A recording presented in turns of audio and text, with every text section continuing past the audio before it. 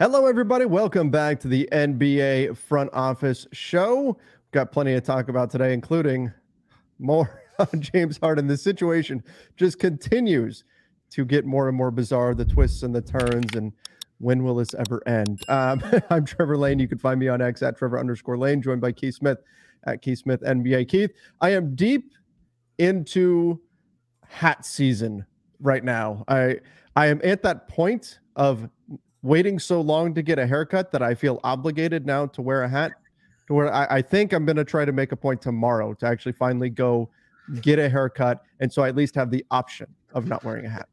It's funny. I'm in the same boat. Like I'm like, you can tell with mine when the sideburns, see that action there gets a little shaggy. Like that's definitely when it's time. And then it gets a little long in the back. Like, and I like to say it's curly and I feel like I could pull it into a ponytail. It's nowhere close to that. I wish I had locks like that still, but yeah, man, I hear you. For us, like we're into like cold for Florida season, which is why the blanket is out on the chair behind me. That's how you know it's. So what's cold. That mean? It's 75. Yeah, that means it's under 80 as the high for the day. So and it touches down into the 50s for the lows. So that's where we're at. But that's cool for Florida, and I'll take it. If that's the life I live, so be it. I'll sacrifice for everyone. Keith, did you rock the mullet in the 80s? No. I had, it's funny, my daughter just had to do a school project about family history. So my mom sent a ton of pictures of like me younger, and I had some horrendous haircuts as a kid. Bowl cuts, like full on, like look like they put the bowl on my head and cut around it. Yeah, bad stuff back in the day. Oh, I definitely did the down the middle part in like the early 90s. I did that thing, which everybody was doing for a little bit. But no, I was pulling up some pictures for my daughter last night to show her some pictures of of my grandpa, who she didn't get to meet. And I had forgotten how epic my mullet was in like 1988. And it was a thing of beauty. That's for sure. Pictures that will never make their way online. Yeah, exactly. Those will never. My bad ones will never see the light of day either. I hope. The only thing, the only like really funny thing we did. So when I was I was junior year of high school, we would leave school and go hang out at somebody's house before our basketball games because we had to be back at school. So we would go to someone's house, hang around there, and then we would come back. And the rules were we had to hang out till halftime of the JV game, watch the JV team play, and then we went into the locker room and got ready for the varsity game in the second half. And we all hung out at somebody's house before the JV game started and we had to be back, we decided it would be a good idea to dye the tops of our hair blonde. But we kept like here down like the regular color, so that way we could put a hat on because we're geniuses. We're like that way, like our moms won't see that we like dyed our hair blonde. So it was like 12 of us. You'll definitely get away with that. Yeah, we got away with it until we came out to warm up for the varsity game and had to take the hats off. And then all of our moms saw us. And it was like this line of moms like standing on the baseline yelling at all of us. What did you do to your hair? And we all looked like complete morons. So yeah, it was just dumb adventures done. You have to remember when the year is like 1998, everybody was bleaching their hair. That was the thing. You had the bleached hair, the puka shell necklace, the Oakley sunglasses, and all the stuff. Yep, that was the way we rolled back then. All right, I suppose we should over a t-shirt. Oh yes, yep. Yeah, that was the look. That was the look. That was the way to do it. That was the way to do it. All right. Well, this has been Hair Care with Trevor and Keith. We'll see you on next time. We should probably talk basketball at some point. Okay, let's get into it. I think I've just been trying to avoid this at this point. The James Harden update, so we actually got some pretty interesting news from Sam Amick in terms of where the discussion is at with James Harden, with the Clippers, with the 76ers, that essentially the Clippers have offered an unprotected first-round pick in addition to another first rounder, which from what I've seen is there's thoughts that it's kind of a fake first rounder. It's a first that could become seconds, something like that. Obviously, Sixers aren't thrilled with that. And then matching salaries for James Harden. That's what the Clippers offer is sitting at. And the 76ers want Terrence Mann included, not necessarily that they want Terrence Mann so much, but that they already have conversation with other teams to go get somebody else, involving Terrence Mann, that they need him in the deal in order to flip whatever assets they get from the Clippers. They would like the fake first to become a real first, and they want to take that draft capital and Terrence Mann and turn that into something that helps them win right now. And so that's the holdup, is the 76ers are saying, well, without Mann and without a couple of real firsts, we can't do this. So we're going to wait until you guys up your offer. And the Clippers are saying, you don't have any other offers. We're the only buyer, so we're not going to do anything. Meanwhile, James Harden feels like, what are you doing, 76ers? That deal is good enough. Just get this thing done. And so that's only adding to his frustration. And it's part of why he is still away from the team right now. And that countdown, Keith, that we talked about yesterday, the 30 days, it continues. Yeah, and to be clear, we don't know for certain that Philly has started counting these as unexcused absences and withholding services. But if they do, we know at least we're on, I believe, 3 days they can count of that. So if that's where we're at, that's we're it sounds weird to put it this way, but we're already a tenth of the way there of the amount of time he could miss. And in more real terms, we're less than a week from the regular season starting. And if you're Philadelphia, you have had, I mean, we've seen, preseason is varying levels of care by many of these teams, but Philly has had, I don't think Embiid's played in a preseason game yet. Harden obviously hasn't, and I would assume at this point will not. And, they're going to start the season with just, all right, we're rolling it out there with what we got and got to figure this out. And much like we referred to often with Ben Simmons, it becomes, not only are you missing the player, but that is a $30+ million salary hole sitting on your books that you can do nothing with until you can find a workable trade. So that's what's messy with the Clippers things too. Can kind of understand why the Clippers might be saying, I don't know about giving up real picks and picks without protections and those kind of things, because the challenge for them is they cannot trade a pick until 2028. That's the next available pick that they have to trade, because they still have obligations that are, outstanding to the Thunder through 2026. And I think if you're watching this by now, the Stepien rule means you can't trade 2 picks back-to-back years without having, any pick available. So the Clippers owe a 2026 pick and stuff before then too. But then they've got 2027 through 30, but wouldn't be able to trade till 2028. At that point, if you're the Clippers, you might be looking at it and saying, that's 4 seasons away. I don't know that I feel great about what will even be. As a team will probably be gone. Yeah, exactly. So you want to start being a little more cautious with trading those out. I did have somebody say, well, they can't even do it anyway because they're up over the super tax and there's the frozen pick rules. That doesn't start until next year. So that's a whole other thing. Right now, we're still in that get your stuff in order year. Or if you're the Celtics and the Suns and a couple others, let's blow way over the line because it's our last chance to do it year. So it's, just kind of, there. But yeah, so I get why they'd be maybe a little reluctant to, just start throwing in picks, willy-nilly and saying, who cares? It's just draft picks. The Terrence Mann stuff, I don't know. It's a little weird. To me, that says a lot more about James Harden than it does about Terrence Mann to me. And I like Terrence Mann. I know the Clippers like Terrence Mann, but to me, that says we don't feel like giving up a good rotation player, plays a real role for us and backs up, arguably our 2 most injury-prone guys on the roster, both of them, in exchange for a guy we're not totally maybe sold on. We'd like to have him, but not at the expense of, giving up everything we can. Well, and he could very well be a rental, and we can certainly question James Harden's age and what that'll mean for his future and all of that and what his ability is going to be for the next few seasons. But it's also he'll be a free agent next summer. It's possible if you're the Clippers, you go and you surrender 2 firsts and Terrence Mann and the matching, salaries.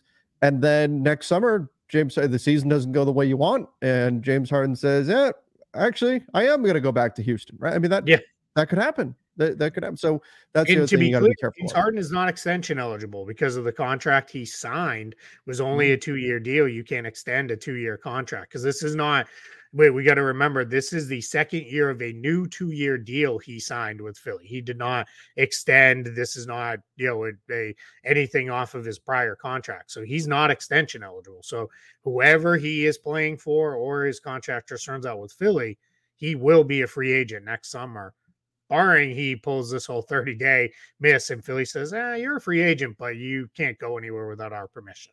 Right. Exactly. Exactly. All right. Someone's going to blink eventually, right? Now it's a game of chicken. That's where we're at, because it seems like it's only these two teams. I mean, maybe somebody jumps in, really surprisingly, but this is not Damian Lillard. Yeah, it's a very different situation. I think they're both waiting to see what's the Sixers record, say 10 games in. What's the Clippers record? 10 games in, right? And I mean, who's healthy 10 games in, right? Whatever. I mean, the Clippers are hoping that the 76ers just go down in flames, and the 76ers are hoping the same for the Clippers, so that the 76ers can point to them and say, see, you guys need a trade. You need to fix this right now. You better get a guy like Harden. And the Clippers want the other opposite to happen and say, hey, Joel Embiid's got to be getting pretty upset with all this losing, right? You better make a move and get something.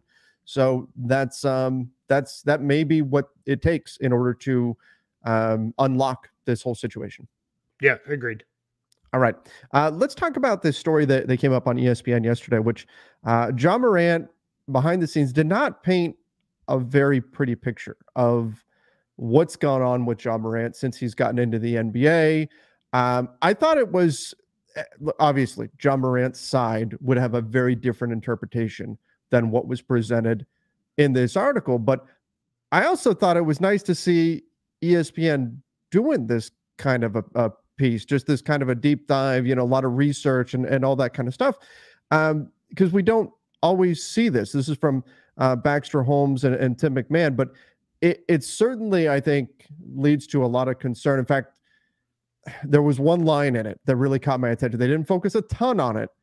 There was one line that said that even after all of this, and I'm paraphrasing, everything that's gone on with Ja, the multiple suspensions, the questionable behavior and all that kind of stuff, that Memphis is still right now really concerned about the way he's behaving. And that to me is very, very worrisome. And I'm hoping that the fact that they didn't go too far in depth into that is a sign that maybe maybe there's not a lot of truth behind that, or maybe it's not, a huge issue, but he's suspended for the first 25 games of the season. If there's still concerns in Memphis about what he's doing right now, that's not great.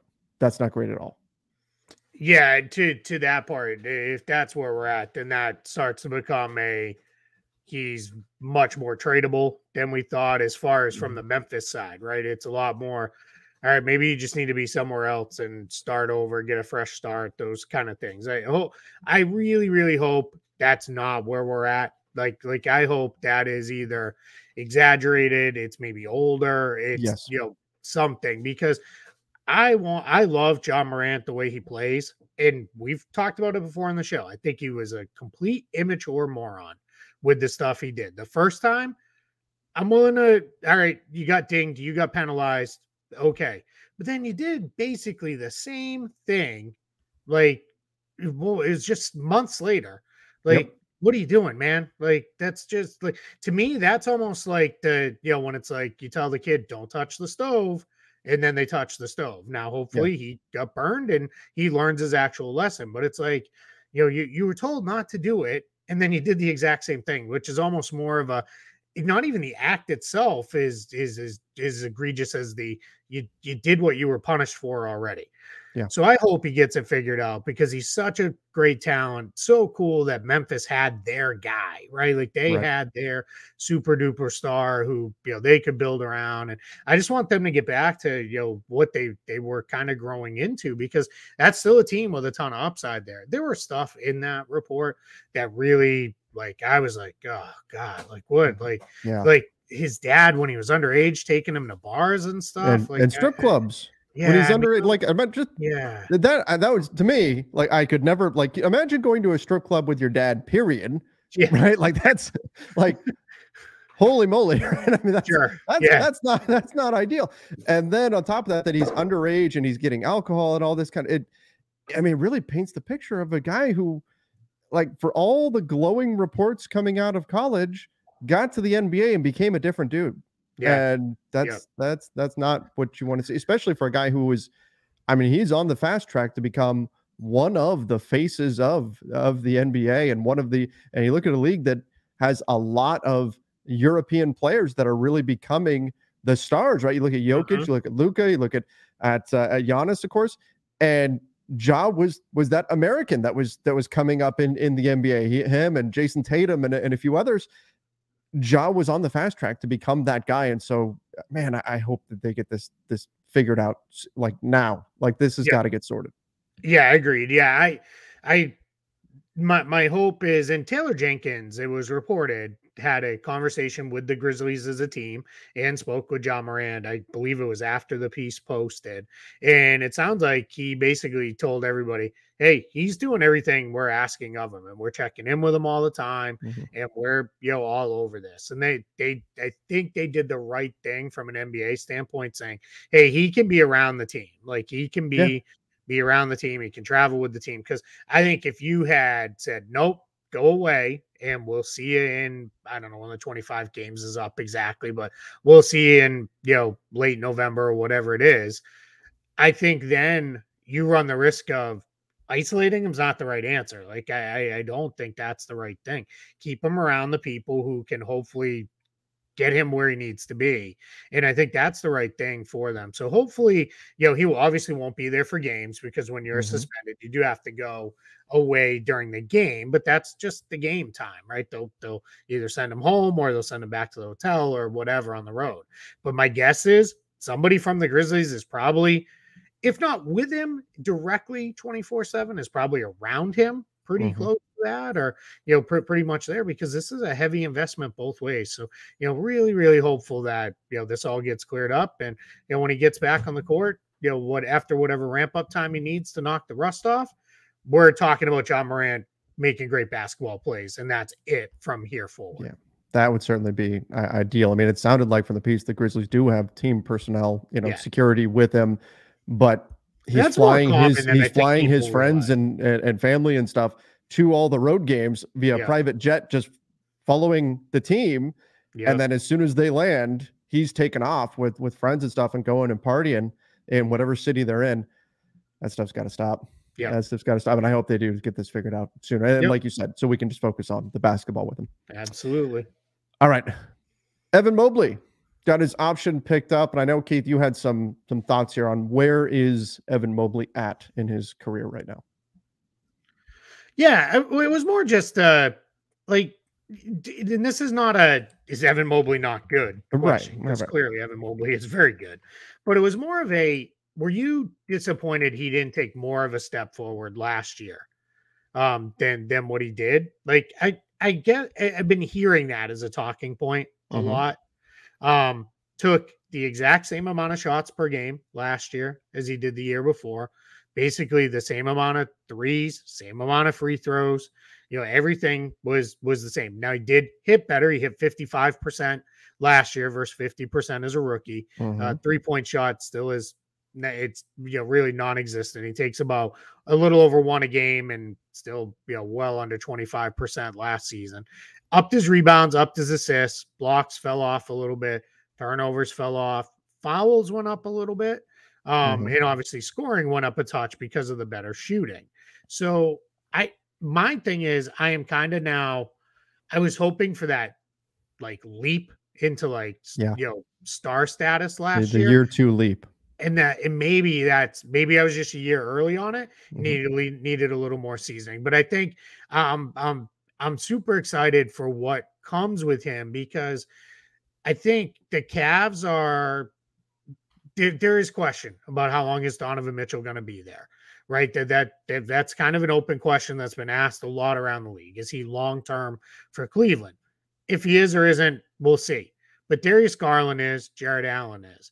But they're only going to go as far as Evan Mobley turning into a dominant two-way force. We'll take them. Like, it's just all those other guys are known quantities. And that's not to say they're not good, because they are. I love Darius Garland. He's one of my favorite players in the league. I love watching him play. Donovan Mitchell's a known quantity as far as his scoring goes. And then Jared Allen, known quantity as far as his rim protection and his rebounding. But it's really got to be Evan Mobley is the one who it's like, all right, there's like levels here where this guy can go. So the picking up the option that's a no-brainer. I mean, obviously, right? This guy's very, very good. It was just more of a like, were you surprised he didn't take more of a leap last year? Yeah, I think I am. I think we usually look for that kind of year two breakout from players, but he like his offensive efficiency did get better, but for the most part, we saw kind of the same guy last year as we saw in his rookie season. And so that adds a little bit of disappointment because everybody's super excited when he's a rookie because we start projecting forward. Okay, if this arrow is pointing up, that means next year he'll be this, next year he'll be that. And he didn't quite make that big leap in the second year, but that doesn't necessarily, I mean, he's 22 years old. Yeah. Right. Like it's not like he's 26 or 27 and you're starting to reach his physical prime and he kind of plateaued or whatever. He's 22 years old. This is a guy, and he turned 22 in June. So this is a player who very well could just be it could be a year three leap for him. We'll see. And remember, he's got a lot of other options on the team, right? You've got Darius Garland, you've got Donovan Mitchell. I mean, Jarrett Allen is there to be another lob threat for the team as well. You take some of those pieces away, and maybe we are seeing the year two leap from him in terms of the stats if he was on a team that wasn't quite as good. So that could be part of it too, where he's got really good players around him, and so he's not being force-fed the ball or anything. Where if he was a Houston Rocket or something, and he's got all the minutes and all the opportunity, maybe his leap does look bigger statistically. But it wouldn't shock me if we see an even further increase in efficiency and the step forward here in year three for him. Yeah, and to your point, like if you look at like Paolo Banchero's rookie year, his counting stats are all better, but his shooting percentages are all in the tank because he's having to create everything pretty much himself, because Franz Wagner is a very good player, but he's not like setting Banchero up over and over and over again, like how Garland is setting up Mobley, or Mobley is playing off Donovan Mitchell drives and those kind of things. It's just kind of funny if you look at Mobley's college stats, is 3 years ago, then his rookie stats, then last year. If you just look at all of them, they're all like remarkably similar, like to like, all right, he can score around the rim, jump shots kind of and rebounds just under 10 per game, but just under a couple blocks per game. Like it's just kind of funny. And it is, maybe that's what he is. Maybe he settles into very good player at that. But I tend to think we're going to see a massive year out of him, where it is like, all right, this is like, I'm ready. Now I'm fully ingrained. We're a good team. I know what my deal is. And I know we're all waiting on the jump shot to come, but I'd rather see, like, I want you to be like in the range for defensive player of the year every year now. Like that, like we're in year three. Let's start, getting you on those lists where it's like, all right, every year when you sit down and think about it, Evan Mobley's in your top three and a lock for all defensive first team, because he's got that kind of skill. And then the offense, will come along behind that, pretty well, I think. I kind of wonder, given the star power that's going to be associated with Team USA this next summer, I don't know if the opportunity is going to be there. But I could very easily see Team USA being a big part of his future. He would make a lot of sense, I think, in the international game with his defensive versatility. Again, maybe we do see the breakout this year and his name starts popping up for next summer for the Olympics. But I think I could really see that, especially if he does start to make that leap this year. He's going to end up being, I think, one of those next guys that gets added in the mix. Yeah, it's a great call, because it's not like the U.S. is swimming in big men the way they are, guards and wings and forwards, minus our fellow American Joel Embiid, who will be there in a Team USA jersey. Yes. But yeah, no, that's a great call out. And if not, if he's not on this Olympic team, maybe he's in the next cycle for the World Cup and all of that there. So that's, I like that one. I think there's possibility of that for sure. He's definitely got that kind of potential in there. All right, let's finish up with some players getting waived and one player getting signed. Khem Birch and Darius Bazley. Khem Birch, I mentioned before we came on the air. Apparently, he's the anti-Andre Drummond because I looked up his age and I went, "How? How is this? Yeah. How is he 30?" It feels like he hasn't been in the NBA that long. But Khem Birch is 30, and he was waived. Darius Bazley was waived, and then the Bucks signed Glenn Robinson III. So maybe a return for GR3. Yeah, it's an Exhibit 10 deal for Glenn Robinson III, and we'd heard he was in the mix to get one of those with somebody this year. So we'll see. I know Boston worked him out reportedly at one point. He hasn't played in a couple years, so we haven't seen him. He wasn't even like on the minor league level in the G League anywhere. So that's a little interesting.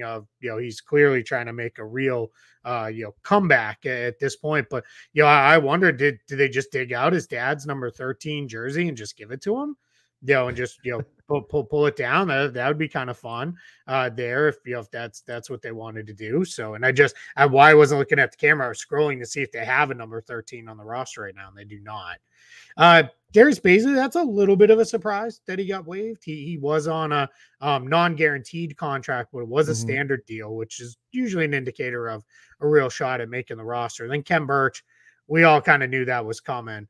With San Antonio, they were +1. They had to cut down somewhere, and he's the one who goes. So there were, in the last 2 days, I think we were counting them up this morning. There's been somewhere in the range of like 30 signings and waivers. These are going to continue to happen. These are teams lining guys up for the G League and getting them ready to go as the NBA preseason winds down. Again, we talked about it just the other day. October 21st is when you're going to see the majority of teams do their final waivers and cuts, especially guys on Exhibit 10 contracts. So you're going to see 100 plus of these. I wrote about it over on Spot Track. I tweeted it again today. If anybody wants to go see it, you can go to the article that explains Exhibit 9 and Exhibit 10 contracts, what they are, and why we see these, massive amounts of signings and waivings and everything else that goes on at this time of year. Remember, Exhibit 10, they get an extra $75,000. I believe it's if they stay 3 months with the deal. At least that's the way it used to be done. Yeah, I think it's 60 days. 60 days now. It was 50,000, I think 3 months or something, but now it's 75,000 in 60 days. So it's incentive to not go overseas, essentially, is what teams are paying these players. And it's that's on top not a bad of their bonus. G League salary. That's on top of their G League salary. So it's like a bonus. So that's why teams give them that, just because it's, hey, let's get you there, and then we can go from there. So it's but there'll be a surprise name or two that gets waived somewhere, and again, Bazley was the one this year. So here we are. Yeah, I mean, roster crunches are what they are, and sometimes some guys wind up being cut loose that you weren't necessarily expecting. But there it is. I think that's about it for today. We'll see. Who knows? Maybe by tomorrow, James Harden is traded.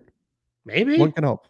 I don't know. I don't know what he's going to have to do to make that happen. He might need to, we might need to get in some real scheduled nonsense for him to get traded. That's right. I'm not sure. Let's see. I personally pull the Bynum, but in a game, like in a real game. Just shoot how long? It'd be one shot, right, from 70 feet, and then they'd be, get out of here. Like probably. Yeah, they would have to pull him right then. Oh yeah, you couldn't let it go. Further than that. But I take one. I mean, he's got to do those. You can't launch like a 40-footer because that's not all that uncommon. But if it's like a 75-foot shot, 80-foot shot, then they'd be like, yeah, here we go. Pulls down a rebound, one dribble, and let it fly. Well, let's see it. I wonder, and this is completely absurd and completely into the realm of nonsense. What if Daryl Morey said, "All right, James. All right, fine. We'll move you if you shave the beard." Oh, there we go. What happens? That'd be awesome. I don't think he would. You think he would say no? Yeah. How long would it take him to grow it back? That's my question. Is he just one of those people who he could grow it back in the span of a month or two? I don't know. I don't know. And how long does it take him to keep that thing clean? That's what I wondered.